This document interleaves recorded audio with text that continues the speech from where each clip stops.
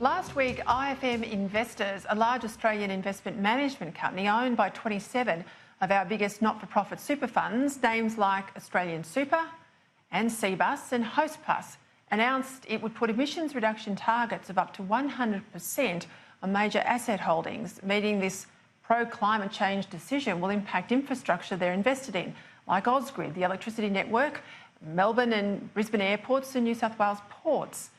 In a speech at lunchtime today, Ben Morton, the Assistant Minister to the Prime Minister, hit out at business for campaigning on social issues rather than tax and industrial relations, issues that really impact the bottom line, which are often neglected by business, or big business at least, in favour of left-wing political fights.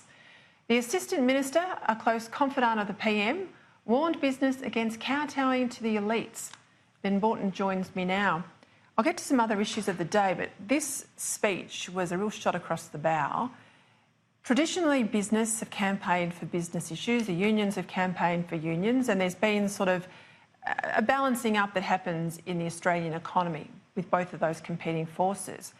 But now, broadly, not only is business absent from the economic fight, they're weighing in on a lot of political fights that are really not core business of business, and there's detriment to workers there, I think, and there's detriment to issues like productivity. Is that how the government sees it? And what was the message you gave them today? Well, the message I gave business today is that when you're communicating with this government, you have to realise the Liberal Party and the Morrison government, we don't represent big corporate Australia. People think we do. We don't. We represent hard-working, aspirational middle Australians, those quiet Australians that the Prime Minister talks about. And so my message to business is that if you're coming to engage with this government, you need to do two things. Firstly, you need to tell us how what you are demanding of us or asking us to do as members of Parliament will benefit those quiet, middle, aspirational Australians that we represent. Mm-hmm. And secondly, what are you going to do as a business to communicate to those Australians the benefits of what you seek politicians to do on your behalf? I suppose as an MP, you see the business community come here quite a bit to Canberra, and they have a whole range of issues they raise with you. They want you to do certain things, but when then you look into the broader community, they're not making the case for the change that they need to themselves. And I've seen them make a strong case for a variety of social policy issues, but not on the issues that they lecture politicians about. Give me some examples. Well, look, I didn't speak on the company tax cut debate last year. Now, of course, I was in support of company tax cuts that the government was putting through. But I thought about it and I thought to myself, well, why on that issue should I be prepared to speak on it? I believed in it, but why should I go out there and be a voice defending it when I didn't see large Australian corporates also doing that? You know, I try and picture in my own mind, the quantum of internal communications to employees in large Australian corporate businesses. Mm-hmm. And I think in my mind, those issues that relate to social policy, if I piled them up in my mind on one side, and on the other side, I think, well, where is the communications in relation to company tax and other issues of productivity that they're asking us to deal with? They're just not there. Yeah, and it's true, you know, your experience, my experience, when you're sitting here working for a coalition government, they'll come in and be very strong behind closed doors, but out there in the public domain, if they're pushed on these issues, often at AGMs or in the media themselves, they decline to weigh in on issues. You know, only a day or so ago, they were fighting you to fight on their behalf, but they're silent out there in the public domain. But they can talk underwater about issues like climate change or same-sex marriage. You made the point, and you've come out of the party machine, you've been a state director, you talked about the donations.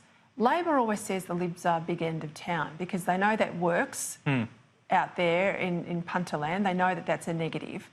But most of your money, the Liberal Party's money, comes from small-time or small business level donations, and Labor's the one actually with the weight of big entities like the unions. How is it changing the way the Liberal Party sees the electorate? Well, I think the electorate's changing, Peter. You know, I travelled with the Prime Minister during the campaign. I spent more time in northern Tasmania than I did in Perth, where I live. Mm-hmm. And what I saw in northern Tasmania really struck me on those many visits. Northern Tasmania has become amazingly entrepreneurial and dynamic. Why do I think that's the case? Because in northern Tasmania, there are far more small and family businesses. employees can have a direct line of sight to their employers, those people running those businesses. They can see the hours they're putting in and what they're trying to do to grow their business and to employ more people.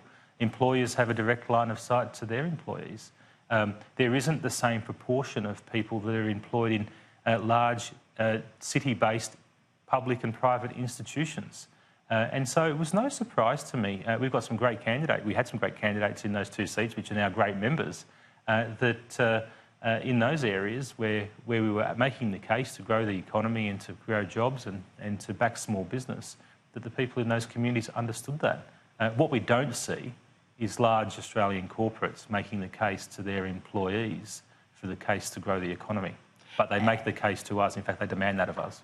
And the point you make about almost like a compact between the employer and the employee, particularly in small to medium businesses, is that perhaps evidenced in the fact that people aren't joining unions in private industry? It's at some of the lowest levels we've had in Australian history. Well, that's right, Peter. But what we're seeing, I think, is a repositioning of the political allegiances in this country, and we're seeing it internationally as well.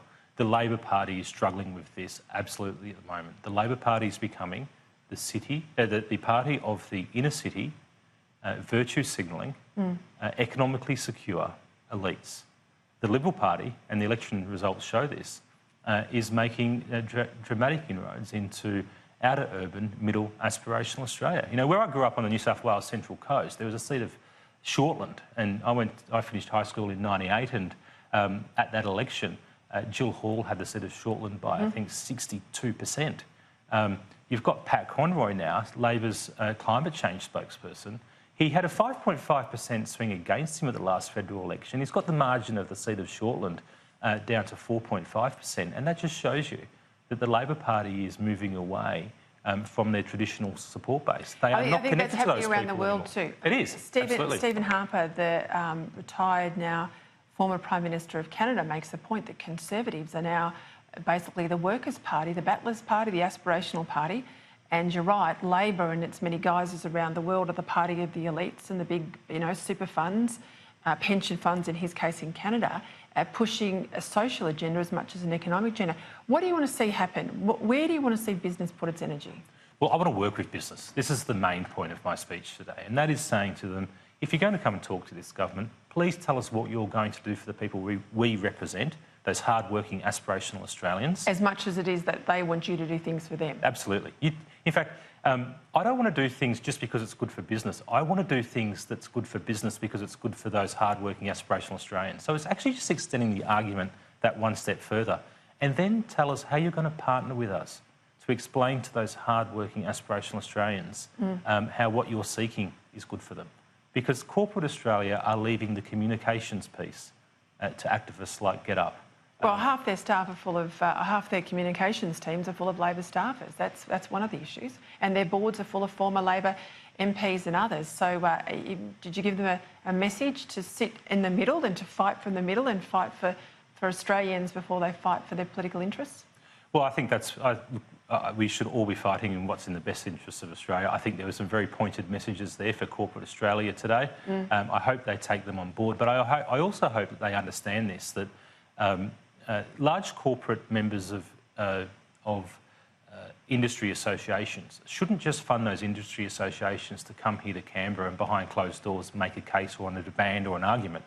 They should fund those organisations to take that communication piece right out to the Australian people, where the thing that they're asking us to do is going to benefit those Australians. All right, just before we go, I said you're a former State Director in WA. Gladys Liu, I'm not going to ask you about conversations you might have had in your new role, but as a former State Director, do we vet our candidates well enough? Oh, look, this whole debate that the Labor Party has run this week is an absolute scandal on Labor's part. They are distracting attention from their woes in the ICAC in New South Wales, where they have funds being obtained in plastic Audi bags from people who are not able to access this country anymore of Chinese origin. I think that the Labor Party are playing a very, very shameful game here. I don't think we should reward them by continuing to accept. She hasn't got questions to answer. Oh, look, she had a first-term member doing an Andrew Bolt interview, I think, was it was a decision that probably should have had a little bit more consideration applied to it. It was a really clumsy interview, there's no doubt. But I've looked at that interview, and she made it clear that she wasn't an active member of these organisations. She made it clear in the interview that many of these organisations sign people up without their knowledge. I think that this issue is one that's been blown completely out of proportion, and I just don't think we should reward the Labor Party with the distraction they're trying to create on this issue. Do you think it's racist asking questions? Well, I said I think it's xenophobic, absolutely. And I actually think that, for me personally, the hypocrisy of the Labor Party is astounding. If this was one of their people, and if we were saying the things that they're saying about Gladys Liu, their approach to this would be extremely different. In fact, we wouldn't be able to get away with saying the things that they hope to say. Ben Morton, just because they've got dirty hands doesn't mean you've got clean ones either. Anyway, I'll leave it there. There they are. I'll leave it there. Well, good luck with your messages to government, to business. I hope they listen. Absolutely. Thanks. Thanks for your time.